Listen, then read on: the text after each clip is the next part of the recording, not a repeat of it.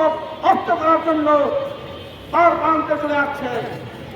জ্বালানি সংকটের কারণে আজকে আমরা বিদ্যুৎ গ্যাস থেকে আমরা বঞ্চিত। দেখেন প্রতিদিন সাংবাদিক ভাইকে দৃষ্টি আকর্ষণ করছি, প্রতিদিন সিলিন্ডারের মাধ্যমে গ্যাস সংযোগের দুর্ঘটনা ঘটছে।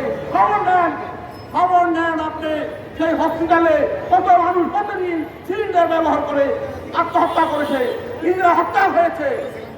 আমি চাই এদেশের পাইপলাইনের মাধ্যমে গ্যাস সংযোগ প্রদান করে অবৈধ গ্যাস সংযোগকে পূর্ণ সংযোগ করে মাধ্যমে যাতে দেশের আবশ্যক আদায় হয় এবং দেশের মানুষ সুস্থভাবে গ্যাস সংযোগ পায়। যে আমাদের দেশে শিল্পে গ্যাস সংযোগের জন্য কোনো বিনিয়োগ হচ্ছে না, আর যেহেতু বিনিয়োগ হচ্ছে না সেই ক্ষেত্রে দেশকে আছে শেষ পর্যায়ে। বিগত বৈষম্য কারণে বিগত সরকার এই দেশের জ্বালানি সংকটকে শেষ করে দিয়েছে, অবশিষ্ট এই সরকার এসে সেটা শেষ করার প্রক্রিয়া করছে।